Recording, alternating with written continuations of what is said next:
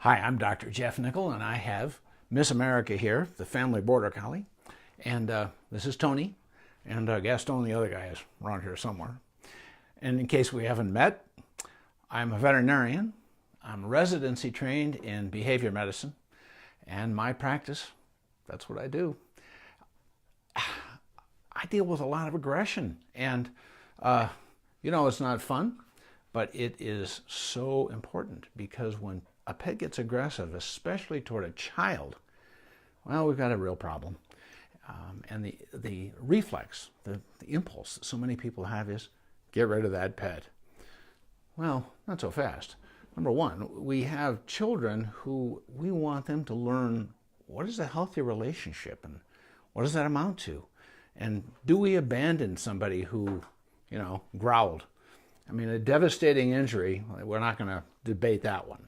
But if a pet has a tendency to lunge or growl, raise a lip, you don't want to punish that stuff. That's, frankly, communication.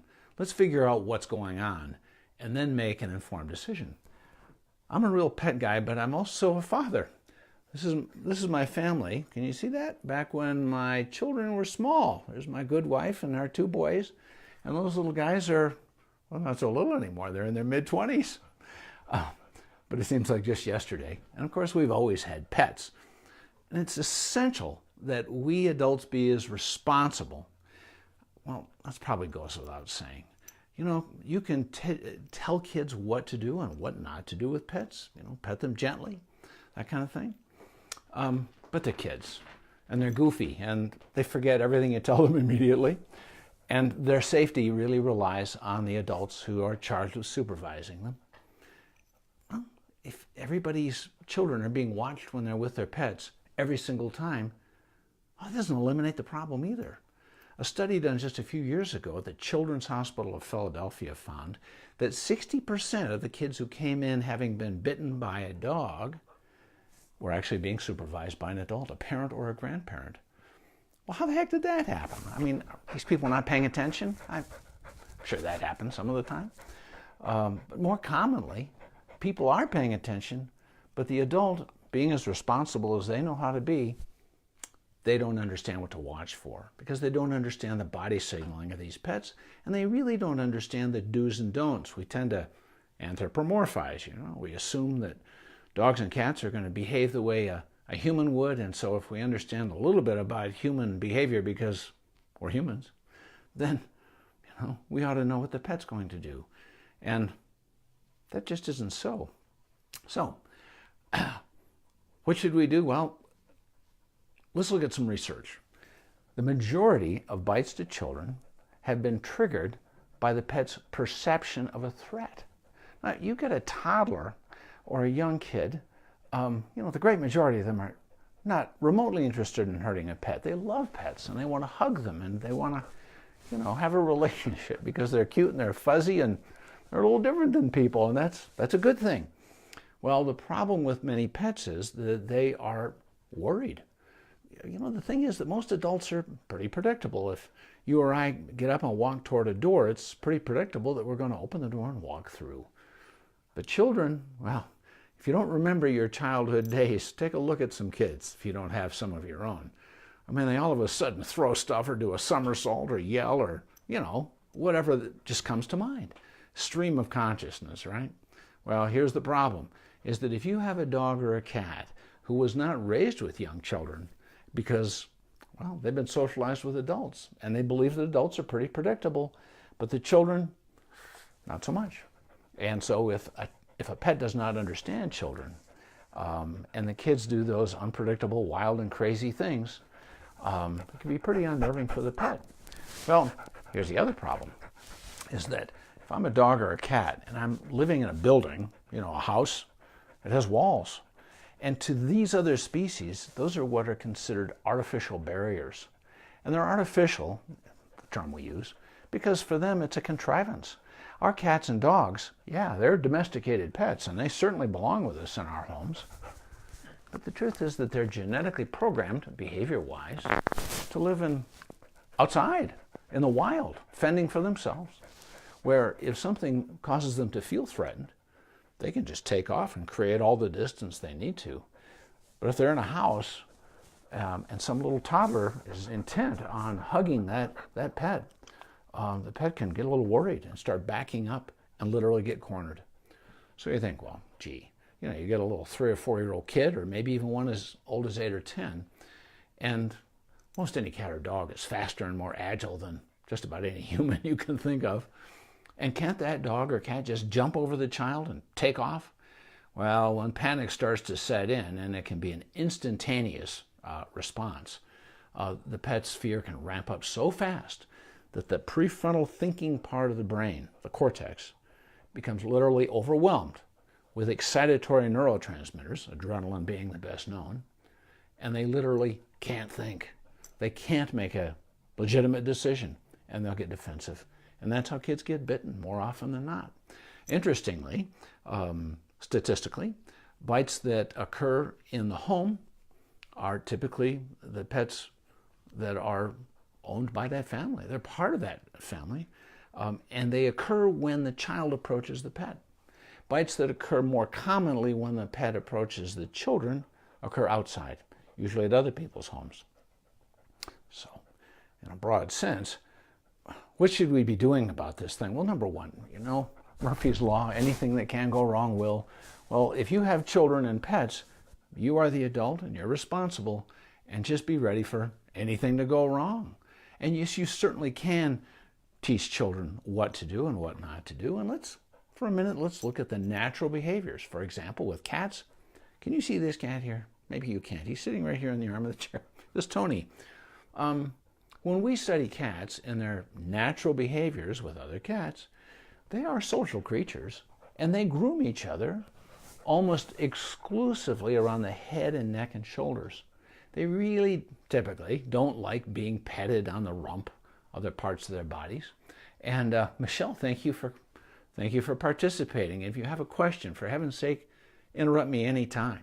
We can all relate to this. Karen, thank you for joining in. And yes, Tony respects your greetings. Thank you for that.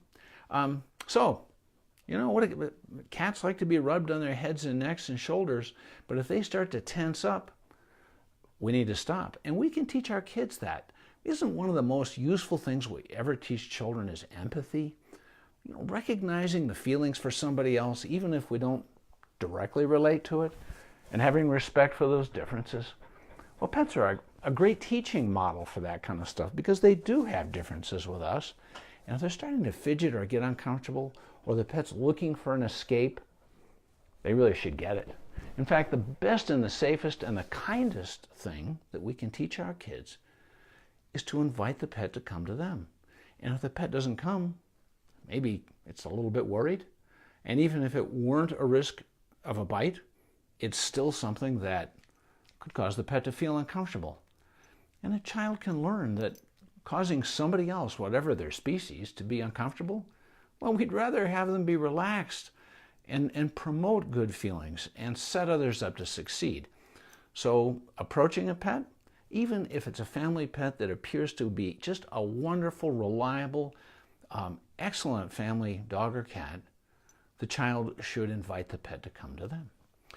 So, what are the reasons that people feel like pets bite? Well, let's look at some of these things and debunk them if you don't mind. Okay? The dogs try to dominate children. That's quite rare. We see it very, very uncommonly. Much more commonly as they react because they perceive a threat. Again, it sounds silly. It is dead on, reliable research to support it. And believe me, in my clinical experience, it happens commonly. So assume that more often than not, you'd be right. Oftentimes people want to break these things down into the simplest common denominator. A child gets bitten or scratched, and whose fault was it? Was it the dog, the cat, or was it the child? I hear people sometimes say, oh, the child had it coming to him because they were rough with the pet. I don't buy that. I don't just say that it was the pet's fault and not the child's. It's a misunderstanding, and it's a failure of the adult to pay attention and recognize the body signaling and to allow the child to do something that triggered a fear response. It is not a situation where we say it was one or the other. Frankly, it's a lot more complex than that and a lot more nuanced. So let's look at the other things that people are sometimes misinformed about. Should any pet allow a person to take its food away? No. If any of us are sitting down to lunch together, I'm not a violent person, but if you start eating off my plate, that doesn't go well. Okay? Don't steal anybody's food.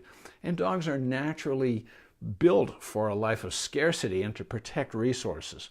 And it doesn't teach a dog anything for you to start taking its food away so that it'll believe that you're the boss. Dogs know that anyway. Now, cats typically don't worry so much about somebody stealing their food. But again, what do we want our kids to learn about life and society? Well, don't steal other people's food. And you know the old saying, let a sleeping dog lie? Yeah, if they're resting and sleeping, for heaven's sake, a child or anybody should not go and pester them. And the same goes for cats. One of the underlying concerns that that your average pet owner may not be aware of, I certainly am because I'm a veterinarian. But what if the pet has got a smoldering illness or creaky elderly joints that if the pet gets startled because maybe its hearing isn't what it once was, and it suddenly jolts and ow, that joint hurt? Well, when a dog or a cat sees the child approaching, knowing that it might get injured if it jumps, that dog or cat can develop what we call anticipatory aggression. We don't want that. So once again, if the child, like any interaction with any person, who wants to startle somebody else? Instead, if somebody wants to interact, shake hands, have a hug, or if you're a little kid, play, you invite. And you watch the other's body signals, their communication, so that they can, gauge, does this individual want to interact? And if not, wait and give it time. So those are good lessons. Respect for personal boundaries. And we can all feel afraid sometimes. I sure taught our kids that. If you're afraid right now, that's all right. We'll give you space and we'll talk about it. Well, that doesn't end with childhood. Any adult can feel fear and just have a rough day. Well, so can members of other species. And children can learn that. Just because these other guys walk on four legs and are a lot hairier doesn't mean that they don't have important emotions. And children can learn.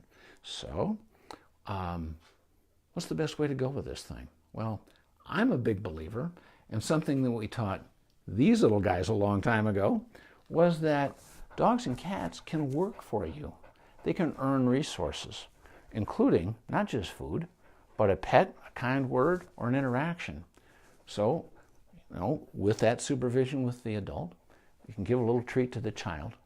And if the pet already understands basic commands like come or sit or down, that child can give the command, lure the pet to them first, show the treat, the dog or the cat comes in. And cats, by the way, can learn obedience. There's nothing wrong with teaching your cat to sit or come. And of course, you don't correct them, you don't push them around. You lure them, you use the treat and bring it down to the table or the floor when you say down, and you give it to them when they at least get part way. And with cats or dogs, you take that treat and you raise it very slowly over their head. And as their head watches that treat, their rear end typically sinks towards the floor. And again, you can shape these behaviors with what we call successive approximations. As the pet does part of it, they get the treat, and later you can require them to do a little bit more. You should do the teaching of these basic obedience skills, and then dog or cat gets pretty good at this stuff, then the child can start doing that. Kids love cause and effect. They love to do something and then see what happens. But the pet comes to them and works for them and then gets the food. What a great way to teach a child to interact with just about anybody. Was anybody, and Karen says, yes, they can. Karen, I think you have 3 cats, don't you? And you've got more. You've got like 4 or 5, because when your dad got real sick and passed on, you took on his cats, who ended up assimilating into your home even better than I thought they would. I remember I advised you on that, and they did very well. So you've got this multi-cat household now. Yes, 5 cats, exactly. And a great way for a group of cats like that to get along well is to do something other than just look at each other and wonder why everybody's there. They learn skills, they can interact with you, and it takes their mind off a lot of this stuff. So teaching cat obedience, just like dogs, it really harkens to largely who they want to be, who they need to be, because their job is to have a relation with us, to be with us, to be our friends, but they're not little people in furry suits, so they can work for us. And kids can learn that. They can learn to reinforce others for helping them out. Anyway, next week, and we skipped a couple of weeks, but next week we'll be back at 6 o'clock Mountain Time. That makes it 8 o'clock Eastern. And we're going to do a Facebook Live. And this time we're going to drill down closer on dogs in particular with cats. It doesn't mean that Tony here and Gaston, who's still on the floor there, he hasn't shown up on the table yet today. Miss America's upside down on my lap right now. Anyway, you can't predict everything. Anyway, next week we're going to drill down closer on specifically with dogs and children. The next few of these things are going to be about kids. And I want people to reduce substantially the risk of children getting hurt. And I want to set pets up for success because, again, one of the big problems was saying, oh, it was the kid's fault this time. Don't think it's fun for the pet to get freaked out and get defensive aggressive. That isn't healthy for anybody. And you want to promote peacefulness in the home and safety and enjoyment and teaching good lessons to creatures of every species. So next week at 6 Mountain Time, 8 Eastern, we'll do this again. And I'm also going to continue this little Facebook Live after we sign off here. If there are other questions come up, by all means, type them into the Facebook page, and I can answer them tonight or tomorrow or the next day. And if you have friends with children, or actually sometimes it's harder for people who don't have kids of their own, but they have nieces and nephews. And so they don't have a lot of hands-on experience managing children. But here they come, it's a holiday, and there's a lot going on. And their pet's underfoot, and they get a little bit nervous. But people are focusing on interacting with others, with the kids and with the other adults, and they're not paying as close attention to those pets as they could. And what can we be doing differently to prevent problems and to set everybody up for success? So we're going to do that next week, and the week after that, we're going to be very specific about cats. We're going to get past the generalities and talk about what we can do with these little guys to make sure everybody does fine. Miss America, you're upside down again. Yes, there you are. Anyway, by the way, Miss America is very happy tonight. A week ago, she got sick. Didn't see it coming. Woke up in the morning, and she came out of her bed very slowly, panting heavily and continuously. And I took her temperature, 105.1, about 4 degrees elevated for a dog. Heart rate was elevated. So took her, of course, I was going to the hospital anyway to see clients and their pets, and took her in with me. And I practice out of an emergency and specialty hospital. And I've been in general medicine for a long, long time, and I've dealt with just about everything. But she's my girl. And I'm standing in the treatment room trying to figure out what I wanted to do. And 2 of my colleagues, one of our surgeons and the emergency doctor on duty, came up. Dr. Sarah Lopez and Dr. Kendra Freeman came up and said, Jeff, do you need a little help with this? And I said, yeah, thanks. Thank you. And so we got fluids started. I probably would have thought of that. I'd already gotten a lab profile, and they ran it through the equipment in our on-site lab, and in about 20 minutes had results. Elevated white blood cell count, a couple of elevated liver enzymes. So put her on IV antibiotics, repeated every 8 hours, kept the fluids running, monitored her temperature. And I dropped in and visited her every chance I had all through the day. And she was so much better by the evening. But we wanted more fluid support, more IV antibiotics. So I left her overnight. And the next day when I came in, temperature normal, pretty darn bouncy, eating well again. Because she had stopped eating altogether, not something that's very at all seen with this dog. And we've kept her going. And then yesterday, had our internal medicine specialist, Dr. Julie Steffens, examine her. She's wonderful, very thorough. We also had x-rays last week, x-rays of the chest and abdomen. Didn't see any problems. This little dog's 11 years old, and in that age range where, You know, honestly, malignancy is on the list of possibilities until it's ruled out. You have to consider it. X-rays of the chest and abdomen were fine. And yesterday's abdominal ultrasound by our internal medicine specialist was fine. I was holding her while the ultrasound was done, you know, just leaning on every syllable coming out of Dr. Steffens as she was reading it as she did it. Nothing suggestive of a tumor. Actually, things look pretty darn good. So sending out some more lab work trying to figure out really what happened. So we have her on a liver support called Denamarin. And I might end up changing her diet. I may probably add a long-term liver anti-inflammatory medication, very safe, called metronidazole. But I'll tell you what, just because a person's a veterinarian doesn't mean his pets don't get sick. You know, you realize every day how important they are to us, and then something like that happens, and holy smoke, pretty unnerving. Well, now you're upside down again. Anyway, thank you so much for watching, and I'll see everybody next week.